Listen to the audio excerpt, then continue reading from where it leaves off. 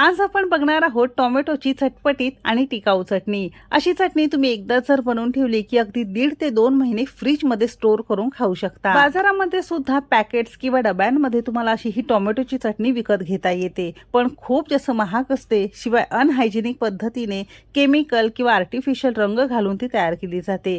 पण आज आपण जी टोमॅटोची टिकाऊ चटणी बघणार आहोत ना, यामध्ये कोणतेही आर्टिफिशियल रंग नाही, प्रिझर्वेटिव्ह नाही, अगदी घरगुती साहित्यात एक 1.5 ते 2 महिने फ्रीज मध्ये स्टोर करून ठेवता येणारी ही चटणी बघणार आहोत। शिवाय बाजारामध्ये टोमॅटो जेव्हा तुम्हाला स्वस्त मिळतात ना, त्यावेळेस तुम्ही ही जास्त प्रमाणात चटणी बनवून ठेवू शकता। म्हणजे टोमॅटो महाग झाल्यानंतर तुम्हाला भाजीमध्ये सुद्धा ही चटणी वापरता येते। शिवाय इडली असेल, डोसा असेल, कोणत्याही नाश्त्याबरोबर तुम्हाला ही चटणीचा आस्वाद घेता येतो। रेसिपी नेहमीप्रमाणे भरपूर टिप्ससह तुमच्यासोबत मी शेअर केलेली आहे, म्हणून ती अगदी शेवटपर्यंत नक्की पहा।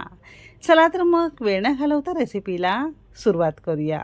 घरामध्ये ना 2 स्टीलची भांडी घेतलेली आहेत, तर असा विचार केला ही भांडी वापरून आज आपण ही चटपटी चटणी बनवूया आणि हा व्हिडिओ तुमच्यासोबत सुद्धा शेअर करूया। इथे मी इंडस व्हॅलीची 2 भांडी घेतले, तसा हा स्टीलचा पॅन घेतलेला आहे, जो आपल्याला मसाले बनवण्यासाठी, वेगवेगळ्या भाज्या बनवण्यासाठी नेहमीच लागत असतो। हे भांडं स्टीलचं असल्यामुळे शरीरासाठी अजिबात हानिकारक नाही, ट्रिपल लेअर असल्यामुळे यामध्ये अन्न अजिबात करपत नाही, हँडल दिल्यामुळे आपल्याला हँडल करणं अगदी सोयीस्कर जातं। दुसरं भांडं सुद्धा आपण इंडस व्हॅलीचंच आणि मस्त सॉस पॅन घेतले आहे। आता यामध्ये फक्त तुम्हाला सॉसच नाही तर कोणत्याही रस्सा भाज्या तुम्ही तयार करू शकता, किंवा फक्त दुधासाठी किंवा चहासाठी सुद्धा तुम्ही हे भांडं घेऊ शकता।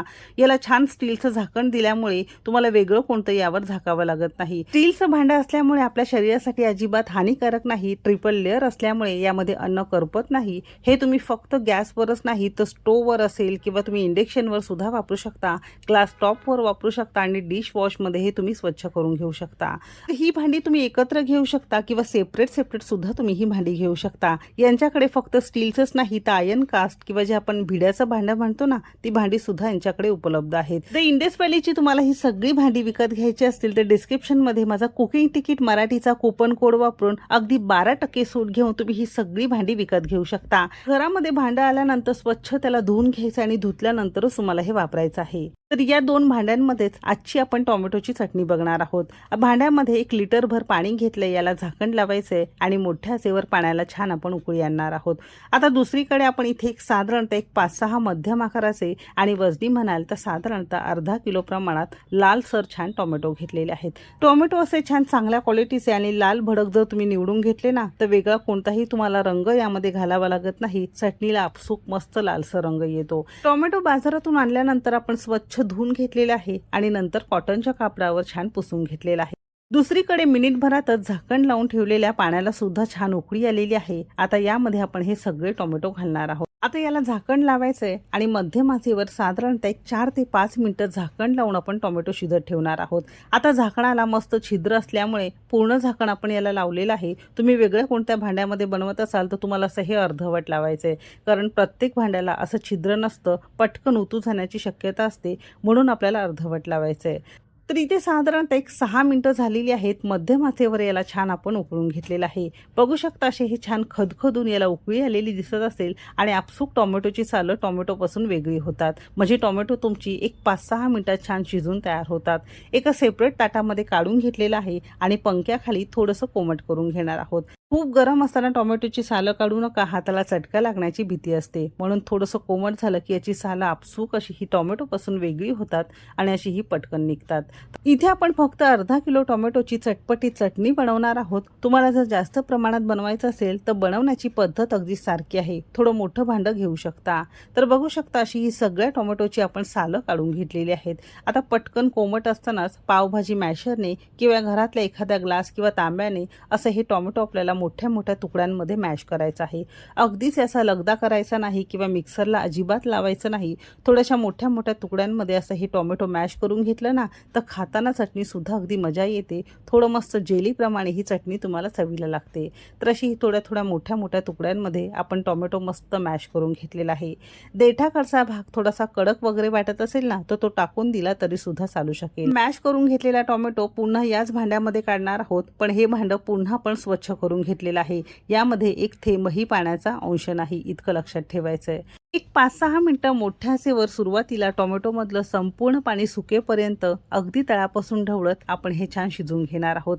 लक्षात असू द्या, गॅस जरी तुम्ही मोठा करताय ना तरी सुद्धा तुम्हाला हे ढवळत राहायचंय. जसं तुम्ही हे असं छान करत राहाल तसं टोमॅटो सुकायला लागतं आणि यातलं सगळा पाण्याचा अंश कमी झाल्यासारखा तुम्हाला इथे दिसत असेल. अगदी गाजराच्या हलव्याप्रमाणे मस्त याचा छान लगदा आणि घट्टसर गोळा झालेला आहे. अजिबात यामध्ये पाण्याचा अंश तुम्हाला दिसत नसेल. तर इतकं शिजवण्यासाठी मोठ्या आचेवर मला बरोबर 8 ते 10 मिनिटं लागलेली आहेत. तुम्हाला थोडं कमी जास्त लागू शकतं. तर असं हे संपूर्ण झालं की एका बाजूला आपण हे ठेवून देणार आहोत. हे छान बॉईल आणि मस्त शिजून घेतलेल्या टोमॅटोला एक मस्त फोडणी किंवा एक छान तडका देणार आहोत, ज्यामुळे तुमची चटणी चवीला तर छानच लागते पण मस्त छान चटपटीत आणि टिकायला मदत होते. आता चटणीला फोडणी देण्यासाठी घरातलं कोणतंही एखादं जाड बुडाचं किंवा जाड भांडं तुम्हाला घ्यायचं आहे, ज्यामध्ये तुमची चटणी अजिबात करपायला नको, कारण चटणी जर करपली की चवीला थोडीशी कडवट लागू शकते. म्हणून इथे आपण इंडस व्हॅलीचंच हे स्टीलचं पॅन घेतलेलं आहे. यामध्ये एक पळीभर आपण तेल हलकं फुलकं गरम करून घेतलेलं आहे. तेल छान गरम झालं की अर्धा चमचा मोहरी घातलेली आहे. मोहरी छान फुलली की 8-10 लसणाच्या पाकळ्या आणि 2 इंच आलं आपण किसून घेतलेलं आहे. आलं लसूण पेस्ट असेल तर 1-1.5 चमचा तुम्ही इथे वापरू शकता. शक्यतो आलं लसूण ताजं असावं, म्हणजे चटणीला फ्लेवर अगदी मस्त येतो. 2 चिमूट आपण इथे हिंग घेतलेला आहे आणि अगदी मंद आचेवर 1-2 मिनिटं लालसर रंग येईपर्यंत ही फोडणी आपण मस्त परतून घेणार आहोत. आधीच बनवलेली लसूण आलं पेस्ट घेण्यापेक्षा असा हा ताजा लसूण घातला की मस्त याला छान सुगंध येतो. लसूण थोड्याशा बदामी रंगावर झाला की यामध्ये 2 चमचे आपण इथे काश्मीरी मिरची पावडर घातलेली आहे. काश्मीरी मिरची पावडर अजिबात तिखट नसते, अगदी नाममात्र तिखट असते, पण याला रंग अगदी मस्त देतो. चटणीला मस्त लालसर रंग हवा असेल तर काश्मीरी मिरची पावडरच तुम्हाला वापरायची. जर नसेल तर रोजचं साठवणीचं तिखट आवडीप्रमाणे कमी अधिक करू शकता. काही सेकंद मिरची पावडर मस्त परतून घेतले, लगदा केलेला टोमॅटो घातलेला आहे आणि चवीपुरतं मीठ घातलेलं आहे. एक अर्धा चमचा साखर किंवा छोटासा गुळाचा खडा जरी घातला तरी सुद्धा चालू शकेल, हलकंसं तुम्हाला गोड आवडत असेल तर. जर नसेल आवडत तर नाही घातलं तरी सुद्धा चालू शकेल. पुन्हा ही सगळी जिन्नस मोठ्या आचेवर एक 5-6 मिनिटं छान आपण शिजवून घेणार आहोत.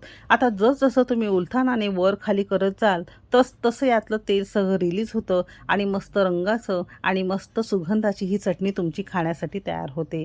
याला छान तेल सुटलेलं आहे, तर मोठ्या आणि कमी आचेवर तुम्ही तुमचा अंदाज घेऊन ही चटणी अशी एकजीव करून घेऊ शकता. मी अधूनमधून कमी जास्त गॅस करत आहे. तर इथे साधारणतः एक 6 मिनिटं झालेली आहेत आणि टोमॅटोमधला संपूर्ण पाण्याचा अंश कमी झाल्यासारखा तुम्हाला दिसत असेल. यामध्ये एक थेंबही पाणी नाही, कारण याला आपण पाणी सुकेपर्यंत चांगलं शिजवून घेतलेलं आहे. असं हे तुमचं छान तयार झालेलं आहे आणि या स्टेजला आपण गॅस बंद करणार आहोत. पंख्याखाली साधारणतः एक अर्धा तास तरी आपल्याला हे संपूर्ण कोमट करून घ्यायचं आहे. कोमट झाल्यानंतर याला आपण घरगुती प्रिझर्व्हेटिव्ह घालणार आहोत. तर इथे साधारणतः अर्धा तास झालेला आहे. पंख्याखाली हलकं फुलकं आपण कोमट करून घेतलेलं आहे. गरम असताना अजिबात यामध्ये लिंबाचा रस घालायचा नाही, नाहीतर चटणी तुमची थोडीशी कडवट लागू शकते. तर इथे आपण मोठा लिंबू असतो ना त्यातला अर्धा घेतलेला आहे. खूप जास्त आंबट होतं म्हणून आपल्याला थोडंसंच घालायचं आहे, म्हणजे साधारणतः एक 3 ते 4 चमचे यामध्ये रस आहे. जर तुम्ही लहान लिंबू घेताय तर अख्खा संपूर्ण यामध्ये तुम्हाला पिळायचा आहे. तर लक्षात असू द्या, संपूर्ण चटणी तुमची कोमट किंवा थंड झाल्यानंतरच यामध्ये तुम्हाला हे प्रिझर्व्हेटिव्ह घालायचं आहे किंवा लिंबाचा रस घालायचा आहे. तर बघा, अगदी हायजेनिक पद्धतीत कमी खर्चामध्ये आणि मस्त चटपटीत टिकाऊ चटणी तुमची तयार झालेली आहे. आता मोठमोठ्या कंपन्या काय करतात, याला छान रंग येण्यासाठी अजिबात काश्मीरी मिरची पावडर वापरत नाही, तर फूड कलर वापरला जातो. लिंबाचा रस वापरला जात नाही, तर विनेगर किंवा यामध्ये केमिकल्स वापरले जातात, ज्यामुळे तुमची चटणी 1 वर्ष 1.5 वर्ष चांगली राहते. तर आपण ही चटणी अगदी स्वस्तात मस्त हायजेनिक पद्धतीत कोणतंही आर्टिफिशियल रंग न वापरता, कोणतंही आर्टिफिशियल प्रिझर्व्हेटिव्ह न वापरता एकदम मस्त चटपटीत चटणी आपण तयार केलेली आहे. साठवणीची ही चटणी असल्यामुळे तेलाचं प्रमाण थोडं जास्तच असावं, कारण तेल प्रिझर्व्हेटिव्हचं काम करतं. आता तुम्ही डब्यांमध्ये किंवा पॅकेट्समध्ये मिळणारे सॉसेस असतात किंवा चटण्या असतात, लोणचं असतं, त्यामध्ये सुद्धा तेलाचं प्रमाण थोडं जास्त असतं, कारण प्रिझर्व्हेटिव्ह करण्यासाठी तेल हे आवर्जून वापरलं जातं. तर या चटणीमध्ये सुद्धा तेलाचं प्रमाण थोडंसं जास्त घालायचंय. तेल तुम्ही वेगळं काढून ठेवलं तरी सुद्धा चालू शकेल, फक्त चटणी जेवताना तुम्ही घेऊ शकता. अशी ही चटणी तुम्ही एकदाच बनवून ठेवू शकता आणि फ्रीजमध्ये 2 ते 2.5 महिने अगदी व्यवस्थित राहते. इडली असेल, डोसा असेल, कोणतेही नाश्त्यांचे प्रकार असतील किंवा चपाती भाकरीसोबत किंवा गरमागरम वाफाळत्या भातासोबत सुद्धा अगदी मस्त लागते. घरामध्ये भाजीला काही नसेल तसं हे भाजी म्हणून तुम्ही खाऊ शकता, किंवा उन्हाळ्याच्या दिवसांमध्ये टोमॅटो बऱ्यापैकी स्वस्त आहेत, तर अशी ही चटणी तुम्ही पावसाळ्यासाठी सुद्धा करून ठेवू शकता. पावसाळ्यामध्ये टोमॅटो थोडेसे महाग असतात किंवा नीट मिळत नाही, मग अशा वेळेस ही चटणी सुद्धा भाजीमध्ये तुम्ही 1-2 चमचे जरी वापरलं तरी सुद्धा चालू शकते. तर पावसाळ्यासाठी सुद्धा तुम्ही ही चटणी नक्कीच करून ठेवू शकता. रेसिपी कशी वाटली कमेंट करायला अजिबात विसरू नका. जर आवडली असेल तर एक लाईक नक्की करा. चॅनेलवर नवीन असाल सबस्क्राईब करा. रेसिपी कोणत्या शहरातून बघताय ते सुद्धा नक्की सांगा. चला तर मग भेटू एक मस्त आणि जबरदस्त रेसिपी सोबत. तोपर्यंत मस्त खा आणि स्वस्त रहा.